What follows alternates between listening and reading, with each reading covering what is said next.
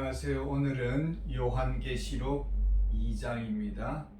제목은 사랑, 핍박, 타협, 용납입니다.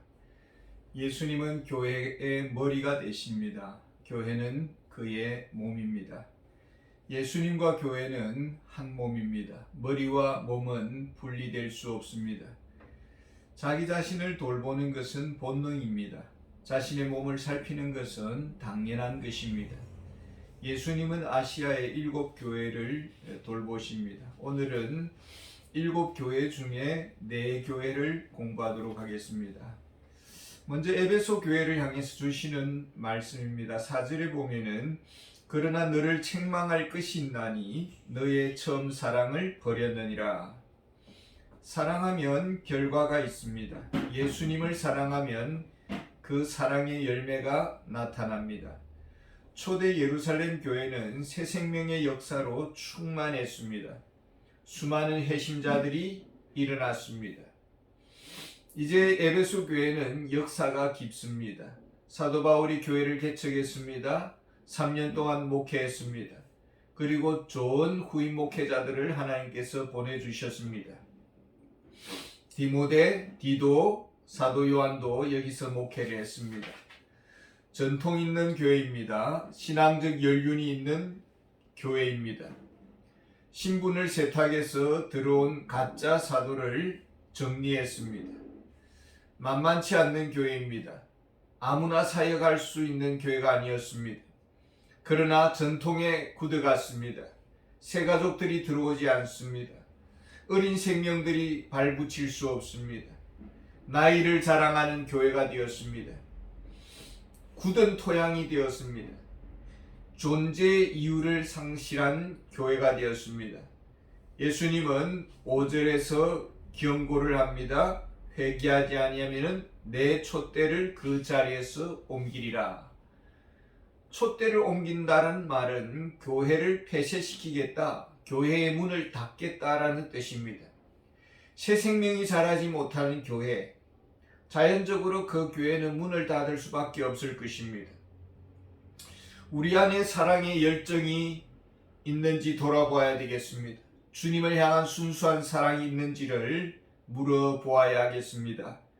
에베소 가까이에 서문화 교회가 있었습니다.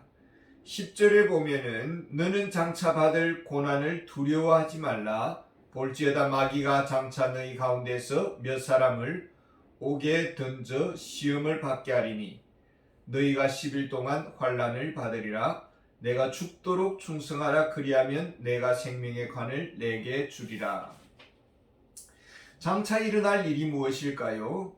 마귀가 몇 사람을 옥에 던져서 시험해 보겠다는 것입니다. 무슨 시험일까요? 10일 동안 환난을 통해서 무슨 일이 일어납니까? 목숨을 내놓아야 하는 시험이 올 것입니다.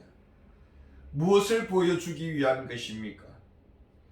주님은 이번에 믿는 자는 결코 구원을 잃지 않는다는 것을 이 시험을 통해서 증명할 것입니다. 그러나 성도에게 요구하는 것이 있습니다. 왜 이런 무서운 시험을 허용하십니까? 예수님은 죽으셨습니다. 우리는 예수님처럼 사랑할 수 있는가라는 것입니다. 주님은 물과 피를 다 쏟으셨습니다. 우리는 주님을 위해 피와 눈물을 쏟을 수 있는가라는 것입니다. 주님과 우리는 생명으로 엮여져 있는 관계입니다. 생명적 사랑입니다. 진정 주님을 사랑하십니까? 목숨을 드릴 수 있습니까? 목숨을 드릴 수 있는 사랑이라면 무엇이 아깝겠습니까? 사랑의 진정성을 묻고 있는 것입니다. 주를 사랑하는 자에게 주시는 상이 있습니다. 11절에 보면은 둘째 사망의 해를 받지 아니하리라. 그렇다면 첫 번째 사망은 육체적 사망을 말할 것입니다. 누구나 한 번은 죽습니다. 둘째 사망은 영원한 지옥의 죽음을 말합니다. 영원한 지옥의 죽음의 해를 받지 않겠다라는 것입니다. 그 다음은 버가모 교회입니다. 버가모 교회가 처한 상황이 무엇입니까? 13절에 보면은 내가 어디에 사는지를 내가 아노니 거기는 사단의 권세가 있는 데라. 내가 내 이름을 굳게 잡아서 내 충성된 증인 안디바가 너희 가운데서 곧 사단이 사는 곳에서 죽임을 당할 때에도 나를 믿는 믿음을 저버리지 아니하였도다. 버가모 지역에 사단의 본부가 있었다라는 것입니다. 사단은 지옥에 있었던 것이 아니라 지상의 버가모라는 지역에 그 본부가 있었다라는 것입니다. 안디바라는 신실한 주의 사자가 있었습니다. 그는 죽기까지 믿음을 배반하지 않았습니다. 버가모 교회 안에 무슨 문제가 있었습니까? 14절에 보면은 발람의 교훈을 지키는 자들이 있다라고 말을 하고 있습니다. 발람의 교훈을 허용한 교회였습니다. 발람은 이스라엘 남자들과 모압 이방 여자들과 이렇게 음행을 하도록 했습니다. 믿는 자녀들은 불신 자녀들과 결혼을 해도 같이 사는데 아무런 문제가 없다라는 그런 악한 교훈을 가르치고 있었다라는 것입니다. 그리스도의 몸은 주님의 것입니다. 그리스도인의 몸은 주님의 것입니다. 성령의 전입니다. 사단의 자녀와 하나님의 자녀가 함께 멍에를 맬 수가 없는 것입니다. 주님은 교회가 세속화되는 것을 원하지 않습니다. 세상을 사랑하고 세상을 닮아가는 교회를 원하지 않습니다. 성결한 사랑을 원하십니다. 우리 주님 한 분으로 만족하는 신부가 되기를 원하십니다. 새 사랑을 사랑하는 자는 하나님과 원수가 될 것입니다. 거룩한 사랑의 길을 가는 교회에게 주시는 약속이 무엇입니까? 17절에 보면은 이기는 그에게는 내가 감추었던 만나를 주고 또 흰 돌을 줄 터인데 이렇게 말씀합니다. 감추었던 만나라는 것은 만나는 생명의 떡을 말합니다. 예수님이 곧 생명의 떡이십니다. 그리고 흰돌은 천국문에 들어가는 입장권입니다. 천국문이 그에게 활짝 열리겠다라는 것입니다. 그 다음으로 두아디라 교회입니다.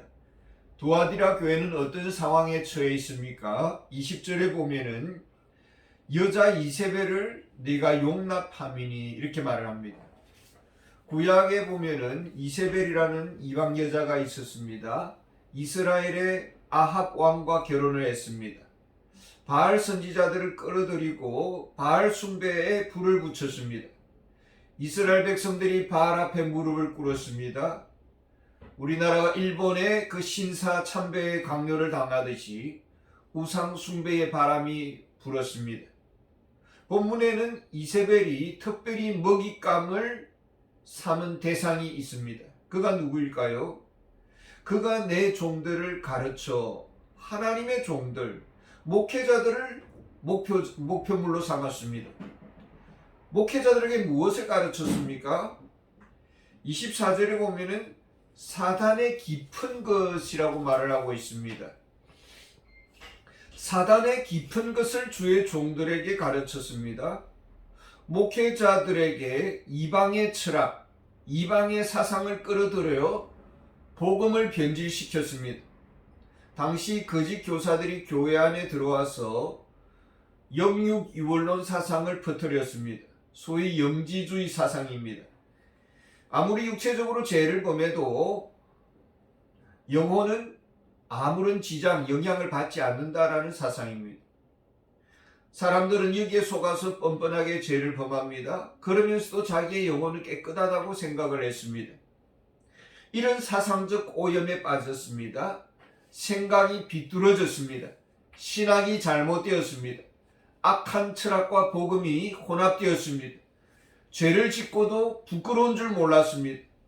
이런 병들어가는 교회, 다음 세대를 세워야 하는 지도자들부터 무너지는 그런 심각한 일이 일어났습니다.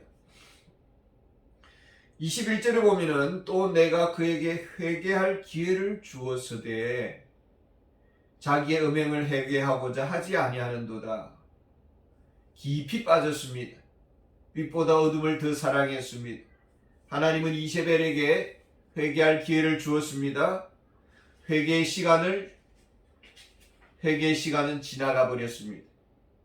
회개를 거부할 때에 어떤 일이 일어날까요? 22절에 보면은 회개하지 아니하면 큰 환난 가운데 던지고 이랬습니다. 볼지어다 내가 그를 침상에 던질 터이요 또 그와 더불어 간음하는 자들도 만일 그의 행위를 회개하지 아니하면 큰 환난 가운데 던지고, 예수님은 이세벨을 죽음에 이르는 침상에 던질 것이다 라고 경고하고 있습니다. 거짓 사상에 오염되고 거짓 신학을 지지하는 영적 간음자들도 역시 회개를 촉구받았습니다마는 회개하지 아니할 때는 심각한 그런 결과를 초래할 것이다 라고 경고를 하고 있습니다. 무엇보다도 더 심각한 경고가 있습니다. 23절에 보면은 또 내가 사망으로 그의 자녀를 죽이리니 이렇게 말씀을 하고 있습니다. 회개하지 아니할 때에 그의 자녀, 다음 세대를 세우는 주의 종들을 죽이겠다. 다음 세대가 없도록 하겠다라는 말씀입니다. 거짓된 신학 사상에 오염될 때에 소망이 없습니다. 주의 종들이 잘못된 신학에 넘어갈 때에 교회는 사라지게 된다라는 것입니다. 어느 가까운 나라에서 목회자들이 세미나를 했습니다. 그리고 초청하신 그 학자에게 물었습니다. 왜 우리나라는, 우리 대한민국을 가리키는 것이 아닙니다. 왜 우리나라는 복음이 들어온 역사는 깊은데 부흥이 일어나지 않습니까? 대한민국과 같이 부흥이 일어나지 않습니까? 라고 물었을 때에 그 신학자의 대답이 이렇습니다. 신학이 잘못되었다라는 것입니다. 목회자들이 마치 자신이 메시아인 양 이렇게 민중 속으로 들어가서 이렇게 저들의 아픔을 어루만진다고 빈민굴 사역을 하고 그랬습니다. 소위 해방신학자들, 민중신학자들처럼 자신들이 구세주인 양 순수한 복음 증거를 충실하지 않았습니다. 그 나라, 그 교회의 문제는 신학에 있었다라고 지적을 했습니다. 건강한 신학교가 세워져야 되고 바른 신학자들이 있어야 됩니다. 다음 세대를 이끌고 갈 교회가 서야 되는 것입니다. 교회 안에 그런 사단의 깊은 것을 모르는 평신도들이 있습니다. 그들은 묵묵히 자신의 자리를 지키고 있습니다. 온갖 신학에 오염된 쓰레기를 냄새를 맡으면서 묵묵히 자리를 지키는 성도들이 있었습니다. 여기에 대해서 주님은 말씀합니다. 24절에 다른 짐을 너희에게 지울 것은 없노라. 잘못된 사상에 대해서 저들은 평신도들은 잘 모릅니다. 그저 묵묵히 자리를 지키고 있습니다. 그들에 대해서 주님은 무엇이라고 말을 합니까? 25절에 보면은 다만 너희에게 있는 것을 내가 올 때까지 굳게 잡으라. 주신 사명에 충실하라. 주님이 각자에게 주신 봉사의 일을 굳게 잡으라 라고 그렇게 말씀하고 있습니다. 그에게 주시는 약속이 무엇입니까? 28절에 보면은 내가 또 그에게 새벽별을 주리라. 새벽별이란 예수 그리스도를 가리킵니다. 예수 그리스도는 우리에게 지혜와 의로움과 거룩함과 구원함이 되셨습니다. 예수 그리스도 안에 영원한 생명이 있습니다. 예수 그리스도 안에 능력이 있습니다. 예수 그리스도는 하늘과 땅의 모든 복의 근원이 되십니다. 예수님은 우리 교회가 순경하기를 원하십니다.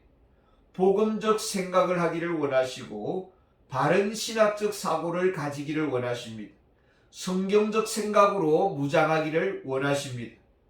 지성을 다하는 사랑, 영적 분별력이 있는 사랑, 사단의 깊은 것을 분별하는 지적 사랑을 가지기를 원하고 있습니다.